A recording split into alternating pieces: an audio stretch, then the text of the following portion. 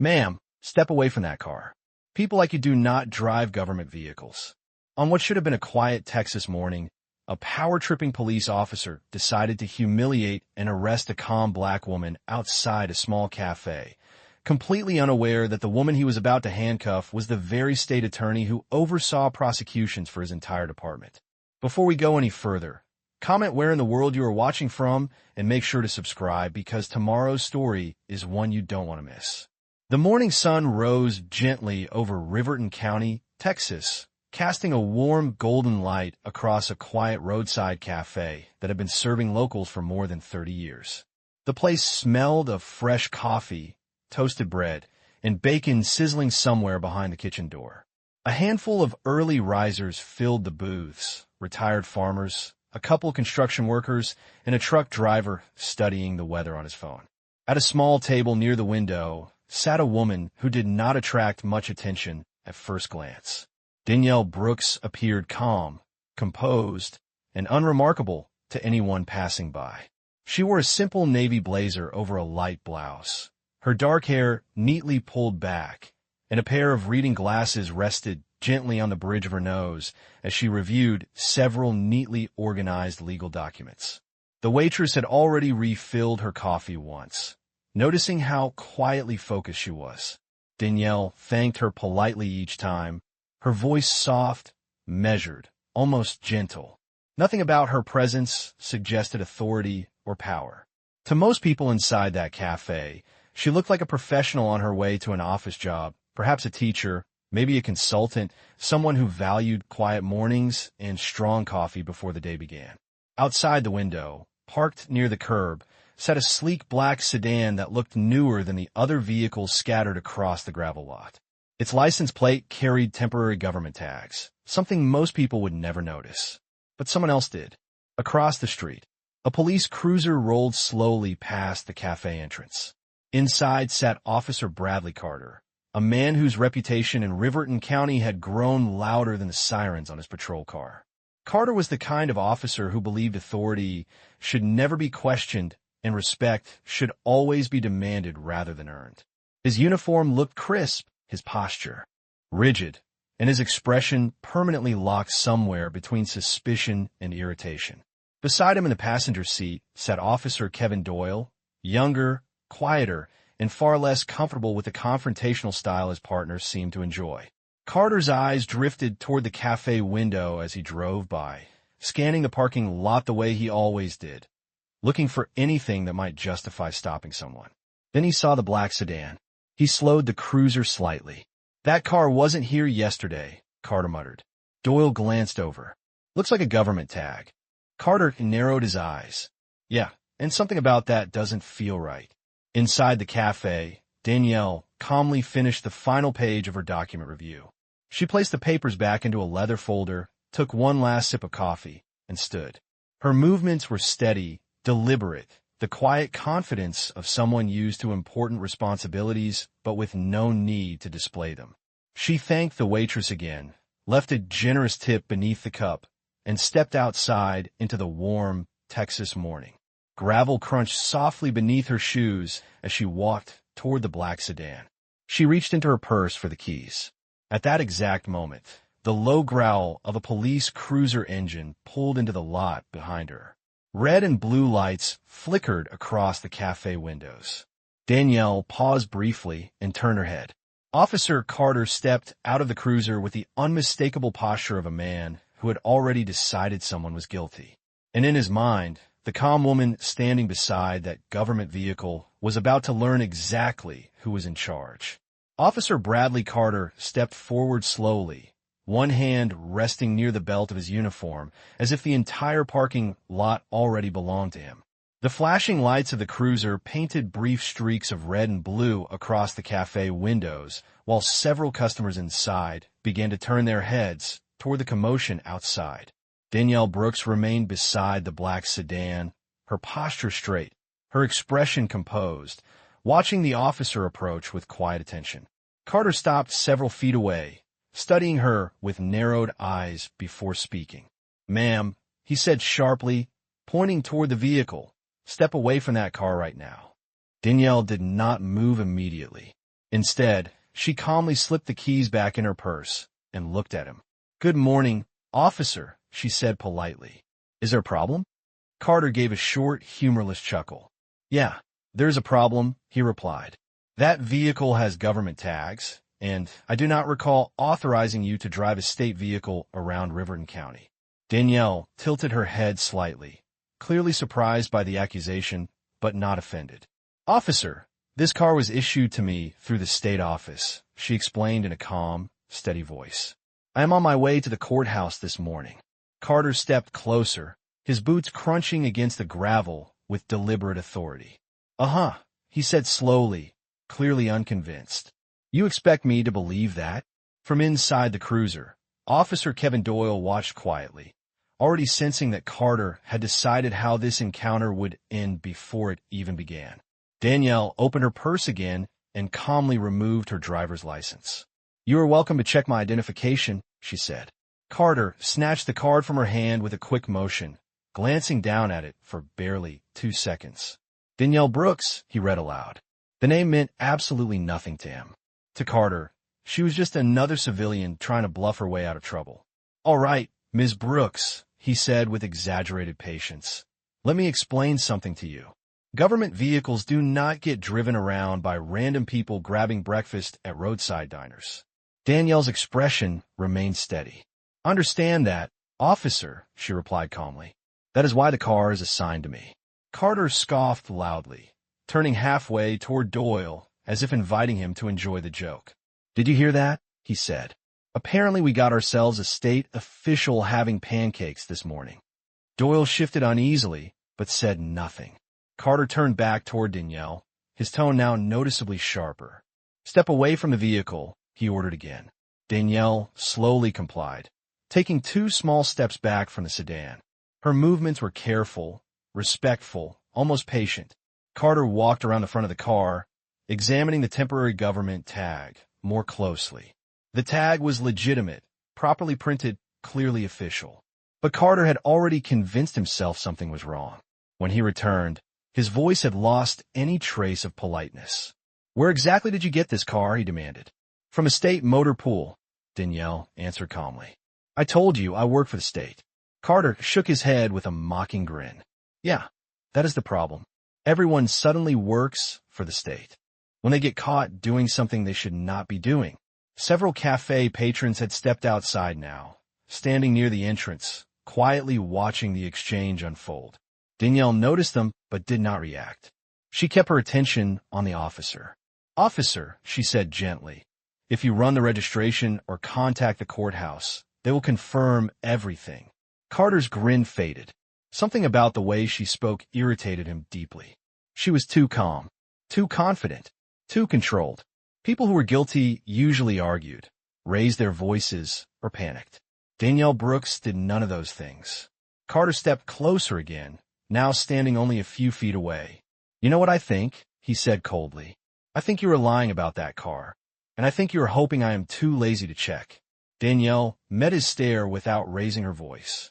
"You're free to verify anything you need." Carter's jaw tightened. Instead of verifying anything, he reached toward his radio and then stopped, looking directly at her again. "Or," he said slowly, "we can do this the easier way. You can start explaining why you are driving a government vehicle you clearly do not have the authority to operate." Danielle paused for a moment, then answered quietly, "Officer, I believe this situation will resolve itself very quickly if you simply make that call." Carter leaned slightly closer, his voice dropping to a tone that carried clear warning. "Oh, I'm going to make some calls," he said. "But first, you and I are going to have a much more serious conversation about impersonating a government official." Officer Carter's words hung in the warm morning air as the small crowd near the cafe entrance grew a little larger. Danielle Brooks remained exactly where she stood, hands relaxed at her sides, her posture calm and composed despite the tension thickening around her. Carter watched her closely, almost irritated by the absence of fear on her face. Most people, when confronted by flashing lights and a uniform, began talking too fast, explaining themselves nervously, sometimes even apologizing. Danielle did none of those things. She simply met his stare with steady patience. Carter exhaled slowly through his nose, as if deciding he had already wasted too much time. "All right," he said, lifting the driver's license again and glancing at it more carefully. "Danielle Brooks, you claim you work for the state. What department?" Danielle answered without hesitation. "The district office." Carter smirked immediately. "The district office," he repeated mockingly, dragging out the words as though they were an obvious lie. He turned slightly toward Doyle again. "Hear that? Everyone suddenly works for the government when a cop starts asking questions." Doyle shifted his weight beside the cruiser, but still said nothing. Danielle spoke again, her tone unchanged. "If you contact the Riverton courthouse, they will confirm my position." Carter's eyes narrowed. Something about the way she kept calmly offering verification only made him more suspicious. In his mind, people who repeated the same story so confidently were usually trying to sell a lie. He took a slow step closer. "Let me explain something to you," he said. "When someone is caught driving a government vehicle they cannot account for, that is called impersonating a government official. And that is a felony." Danielle nodded slightly, acknowledging the statement as though they were discussing a routine legal point rather than a confrontation. "Yes," she replied, "it is." Carter stared at her, clearly expecting panic or denial. Instead, her agreement only seemed to frustrate him further. "Then maybe you understand how serious this is," he continued. Danielle's voice remained even. "Officer, I understand the law very well." A few people standing near the café door exchanged quiet glances. Carter heard the faint murmur, and his patience thinned instantly. He turned back toward Danielle, his voice rising just enough for the nearby crowd to hear. "You know what I think is going on here?" he said. "I think you saw a government vehicle somewhere, figured those temporary tags would scare people into not asking questions, and decided to take a little joyride." Danielle shook her head slowly. "That is not what happened." Carter stepped even closer now, invading her personal space. "Then you will not mind answering a few more questions." "I do not mind questions," Danielle said calmly. Carter pointed toward the sedan. "Whose vehicle is that?" "The state's." "And who authorized you to drive it?" "The district office." Carter's jaw tightened again. "And what exactly do you do at this mysterious district office?" Danielle looked directly into his eyes when she answered. "Legal work." Carter let out a loud laugh that sounded more like a challenge than amusement. "Legal work," he repeated. "That is very convenient." Danielle remained silent. Carter turned toward Doyle again. "You see this, partner?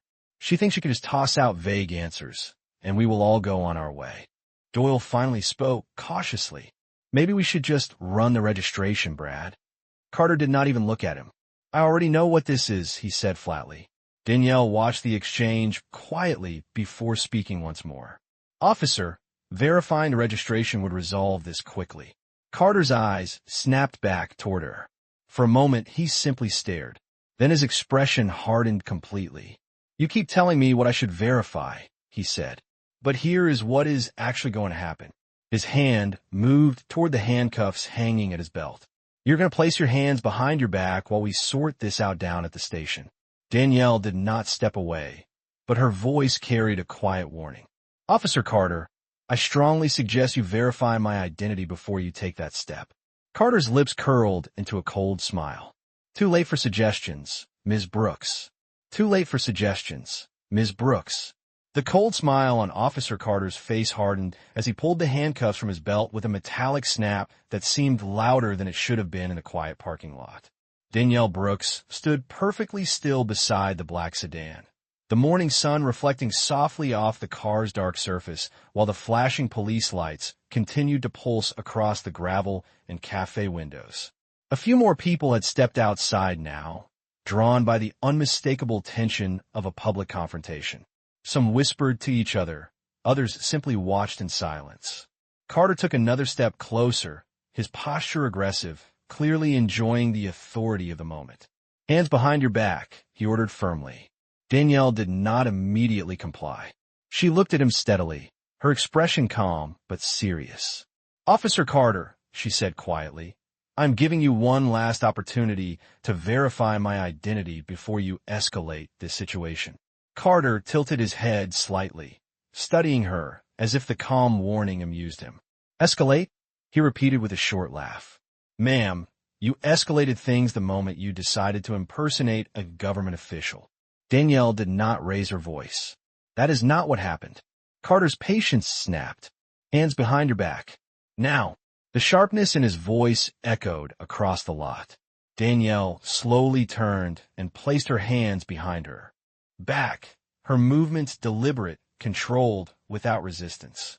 Carter stepped forward immediately and grabbed her wrists, pulling them together with a firm grip before locking the metal cuffs around them. The click of the cuffs, closing, echoed clearly in the quiet morning air. Several people near the cafe entrance gasped softly. Danielle's posture did not change. She simply stood there, breathing steadily, as Carter tightened the cuffs slightly. You see, Carter said loudly, glancing toward the small crowd as if performing for them. This is what happens when people think they can lie to a police officer. Danielle spoke again, her tone measured despite the humiliating position. Officer, these cuffs are unnecessary. Carter leaned slightly closer to her shoulder. They are very necessary, he replied coldly. You are being detained on suspicion of impersonating a government official and operating a government vehicle without authorization. Behind him, Doyle shifted uncomfortably. Brad, he said quietly, maybe we should at least run the plate first. Carter ignored him completely. Instead, he took Danielle gently but firmly by the arm and began guiding her toward the cruiser. Watch your step, he said in a tone that carried no actual concern. Gravel crunched beneath their feet as they moved across the lot. Danielle walked calmly despite the restraints, her shoulders straight, her expression unchanged. As they passed the cafe entrance, the onlookers stepped slightly aside to give them room. One older man frowned and muttered under his breath, clearly uncomfortable with what he was witnessing. Carter opened the rear door of the cruiser and gestured toward the seat. Go ahead, he said. Danielle paused briefly before sitting down, carefully inside the vehicle, her cuffed hands resting behind her back. She looked up at Carter once more. Officer Carter, she said quietly, this is going to become a very serious mistake. Carter rested one arm casually on the open door and leaned slightly toward her. Lady, he said with a smug grin, the only mistake here was you thinking you could fool a police officer. He shut the cruiser door with a heavy slam that echoed through the lot. The flashing lights continued to spin silently above the vehicle as Carter walked around the front of the cruiser, clearly satisfied with himself. Doyle remained standing near the passenger side, his uneasy expression following Danielle through the window of the back seat. Inside the cruiser, Danielle Brooks sat, quietly, her eyes calm, her breathing steady, as though she already knew something that Officer Carter did not.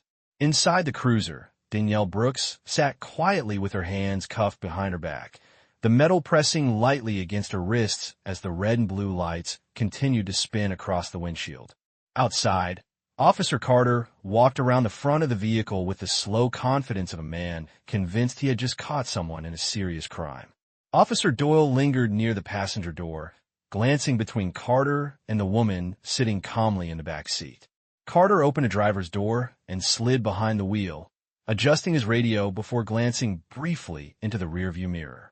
Danielle met his eyes through the reflection, her expression composed and steady. Carter shook his head with a faint scoff. You really should have thought this through, he said as he started the engine. Impersonating a government official is not something that ends well. Danielle's voice came from the back seat, calm and clear despite the confined space. Officer Carter, you still have time to verify my identity before you file charges. Carter pulled the cruiser into reverse, gravel crunching loudly beneath the tires. You keep saying that, he replied, backing out of the cafe lot. But here's the thing. Every person who gets caught doing something illegal suddenly starts claiming they know somebody important. The cruiser rolled forward onto the road. Doyle settled into the passenger seat beside Carter, but remained noticeably quiet. Danielle shifted slightly in the back seat to adjust the pressure on her wrists, but otherwise remained still. The cruiser accelerated toward town, the morning traffic still light as the sun climbed higher over Riverton County. Carter glanced at the rearview mirror again. "So let me get this straight," he continued, his tone thick with sarcasm. "You expect me to believe you just casually grabbed breakfast before heading to some important government meeting?" Danielle answered evenly. "I was scheduled to meet several officials at the courthouse this morning." Carter chuckled. "Of course you were." Doyle finally spoke, cautiously. "Brad, maybe we should at least run her name through the system when we get to the station." Carter kept his eyes on the road. "That is exactly what we're going to do," he said, "right after we book her." Danielle leaned slightly forward in the seat, her voice still composed. "Officer Carter, I'm not resisting you. I have cooperated with every request, but you're making a mistake that could have serious consequences." Carter's grip tightened slightly on the steering wheel. Something about her steady confidence irritated him more with every mile they drove. "You know what your real mistake was?" he replied coldly. "Thinking that being calm would make me believe your story." Danielle did not respond immediately. Outside the window, small storefronts and quiet streets began to pass as they entered the edge of town. Finally, she spoke again, her voice measured. "My calmness has nothing to do with belief, officer. It has to do with patience." Carter laughed sharply. "Patience?" "Yes," Danielle said, "because the truth does not change just because someone refuses to check it."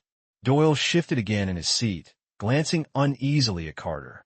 The cruiser slowed as they approached the Riverton Police Department building, a modest brick structure with a flagpole standing in front of the entrance. Carter pulled into the parking lot and parked near the front door. He turned off the engine and stepped out without another word. Doyle exited from the passenger side, walking around the cruiser toward the back door. Carter reached it first and yanked it open. Danielle looked up at him calmly from the seat. "All right," Carter said sharply. "Let us go finish this conversation inside."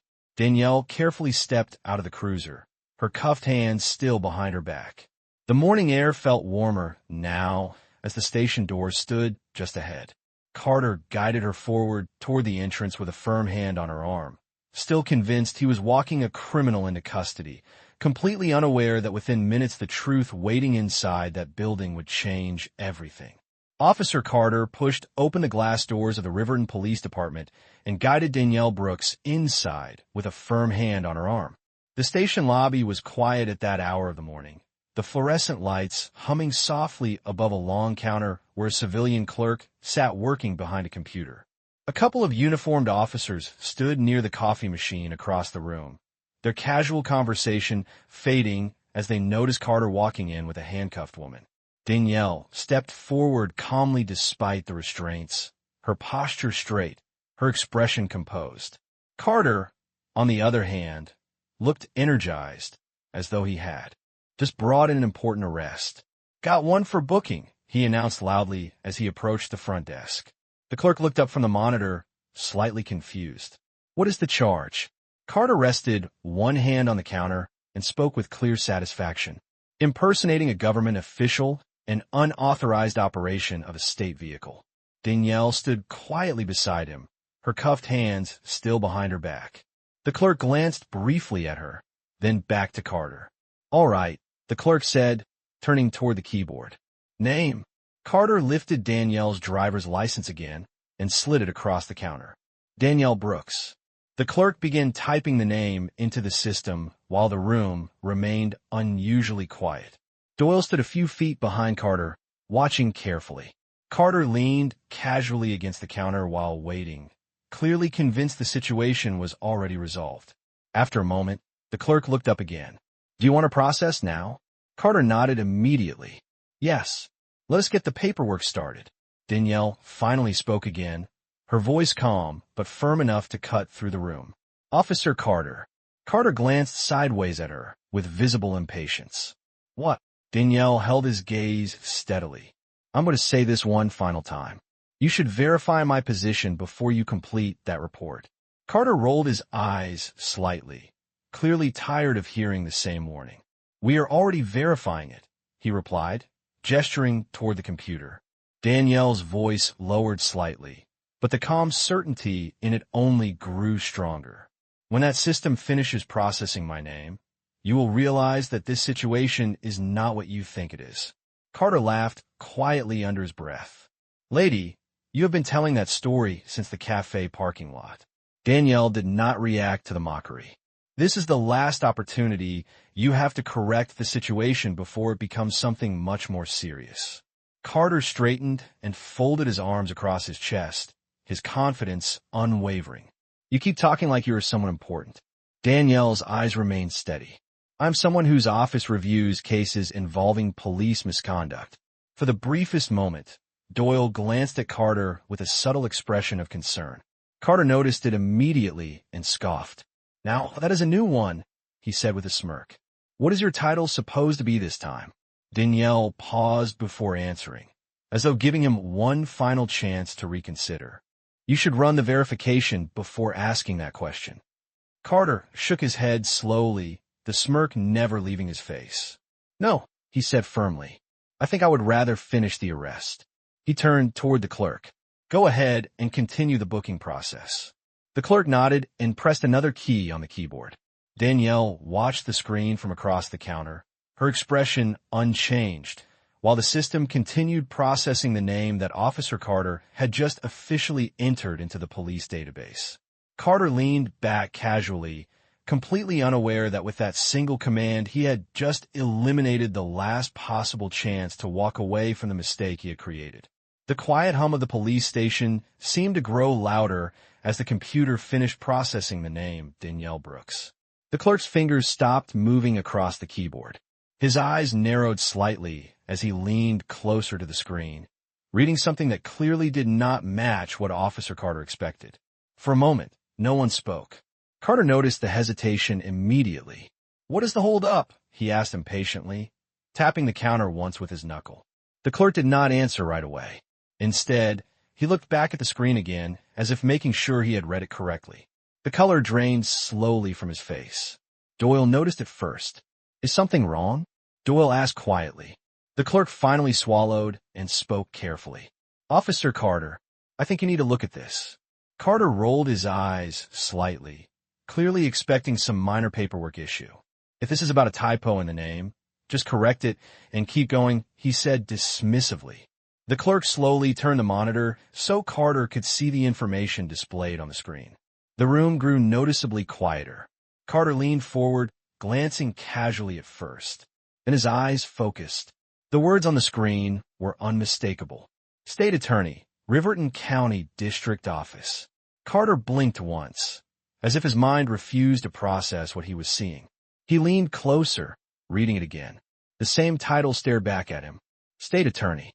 His posture stiffened immediately. What? The word slipped out before he could stop it. Doyle stepped closer to the desk and looked at the monitor as well. His eyes widened almost instantly. The realization hit him like cold water. Danielle Brooks stood calmly beside the counter, her hands still cuffed behind her back, watching the silence unfold. Carter slowly turned his head toward her, the confidence that had filled his voice only moments ago completely gone. For the first time since the encounter began, uncertainty spread across his face. He began, struggling to find the right words. Danielle spoke quietly, her voice steady, but now carrying unmistakable authority. Danielle Brooks, she said calmly, State Attorney for Riverton County. The words landed in the room with the weight of a verdict. The officers near the coffee machine stopped moving entirely. Doyle stepped back slightly, clearly stunned. Carter stared at her, as if the ground beneath him had suddenly shifted. Every moment from the cafe parking lot rushed back through his mind. The accusations, the handcuffs, the ride to the station, the laughter. Danielle continued speaking, her tone controlled, almost gentle. The office you accused me of impersonating is the same office responsible for prosecuting cases involving police misconduct in this county. Carter's face had turned pale. His hand slowly dropped from the counter. I did not know, he said quietly. Danielle held his gaze. You had multiple opportunities to verify my identity. The clerk shifted nervously behind the desk while Doyle rubbed the back of his neck, clearly realizing the magnitude of what had just happened.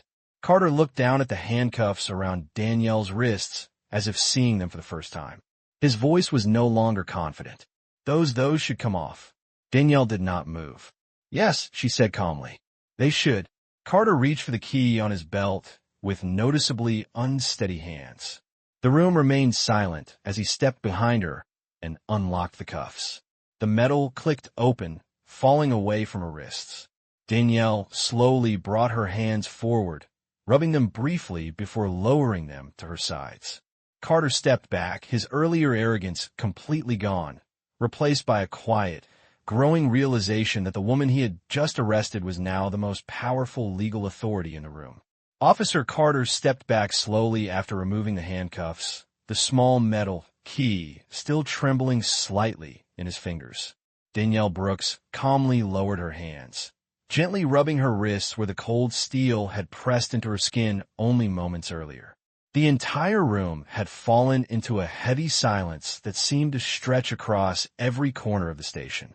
Officers who had once casually leaned against walls now stood rigid and quiet, their eyes shifting between Danielle and Carter.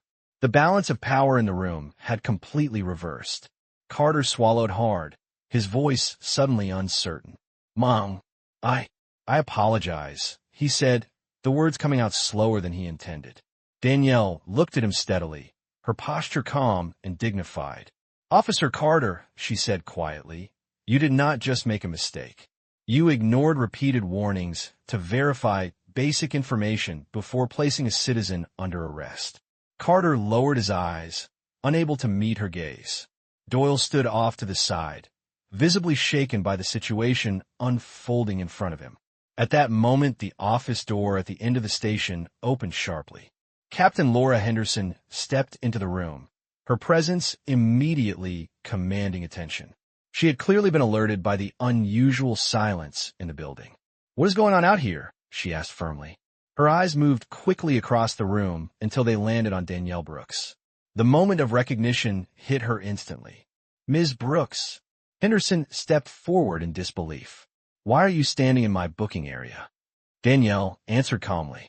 "Because Officer Carter placed me under arrest this morning." The words landed like a hammer in the quiet room. Henderson slowly turned her head toward Carter, her expression tightening with controlled anger. "Tell me that is not true." Carter opened his mouth, but no words came out at first. "Captain, I believe she was impersonating a government official," he said weakly. Henderson's voice sharpened immediately. "You arrested the state attorney of this county?" Carter stood frozen, his confidence completely shattered. Doyle finally spoke quietly. "Captain, she warned us several times to verify her identity." Henderson closed her eyes briefly, as if absorbing the weight of the disaster that had just unfolded inside her department. When she opened them again, her tone was cold and precise. "Officer Carter," she said slowly, "you are relieved of duty effective immediately." Carter looked up in shock. "Captain," Henderson cut him off without raising her voice. "Badge and firearm." Now, the humiliation was immediate and undeniable. Carter's hands moved slowly toward his belt as he removed the badge that had represented his authority only minutes earlier. The room watched in complete silence as he placed it on the counter. Next came the service weapon, carefully unloaded and set beside it. Danielle did not say a word during the exchange. She simply observed the moment with the same quiet composure she had maintained from the beginning. Henderson turned back toward her, her tone shifting instantly to respect. "Ms. Brooks, on behalf of this department, I sincerely apologize for what has happened here today." Danielle nodded politely. "Captain, I appreciate that." Henderson glanced again at Carter, who now stood pale and speechless beside the counter. "Internal Affairs will be reviewing this incident immediately," she continued firmly. "Every step of it." Carter's shoulders sank slightly as the reality of the situation settled in. Danielle finally spoke once more, her voice calm but resolute.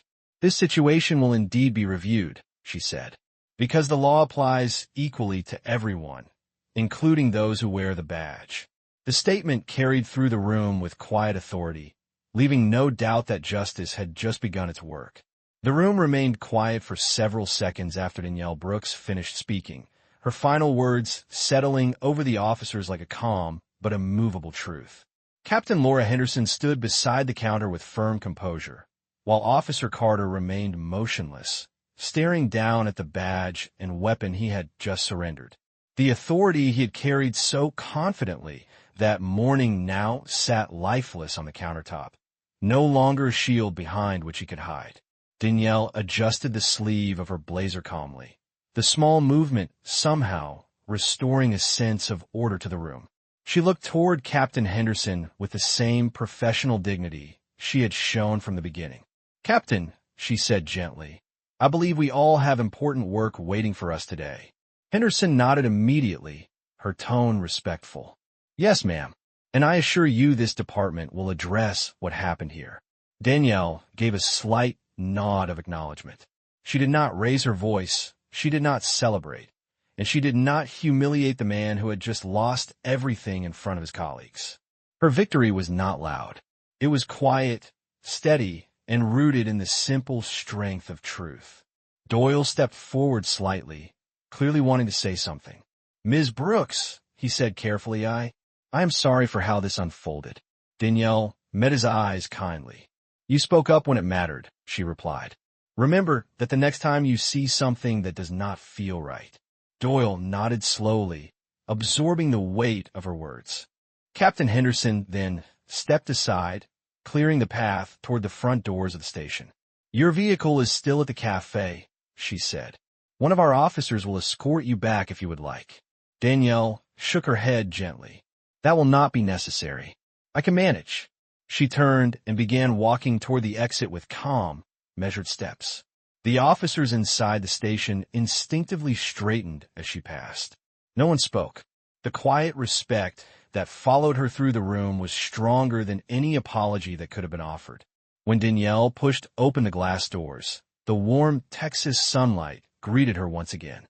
Outside, the morning had continued exactly as it always did in Riverton County. Cars passed along the street. The courthouse stood proudly several blocks away, its stone steps glowing in the midday light. Danielle paused for a moment on the sidewalk, breathing in the calm air. She gently rolled her wrists again, the faint march from the cuffs already fading. There was no anger on her face, only resolve. Justice was not about revenge. It was about ensuring that power was never allowed to stand above the law. Inside the station behind her, the consequences of the morning's events were only beginning to unfold. Investigations would follow. Policies would be reviewed, and lessons, hard ones, would be learned. Danielle Brooks walked steadily toward the courthouse, the same quiet confidence guiding her steps as earlier that morning.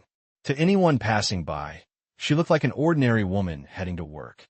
But those who had witnessed the truth inside that station would never again mistake calm dignity for weakness, nor forget that the law ultimately belongs not to those who shout the loudest, but to those who uphold it with integrity. When I think about what happened in Riverton that morning, one detail stands out more than anything else. Officer Carter did not make a single catastrophic decision. Instead, he made a long chain of smaller ones. Each time Danielle Brooks calmly offered him a chance to pause, verify, and reconsider, he rejected that opportunity. Pride can be a very quiet architect of failure. It convinces people that slowing down looks like weakness, that listening feels like surrender, and that authority alone guarantees correctness. Yet what we saw in this story is how fragile that illusion truly is. Danielle Brooks never raised her voice, never threatened, never fought back with anger. Her power came from patience and certainty. While Carter tried to control the situation with force and assumptions, she allowed the truth to unfold naturally. In the end, the loudest person in the room lost the most, and the calmest person walked away with dignity completely intact. That contrast tells us something important about leadership and justice. True authority does not rush, does not intimidate, and does not need to prove itself. It simply stands firm until reality speaks for itself. I hope you enjoyed that story. Please share it with your friends and subscribe so that you do not miss out on the next one.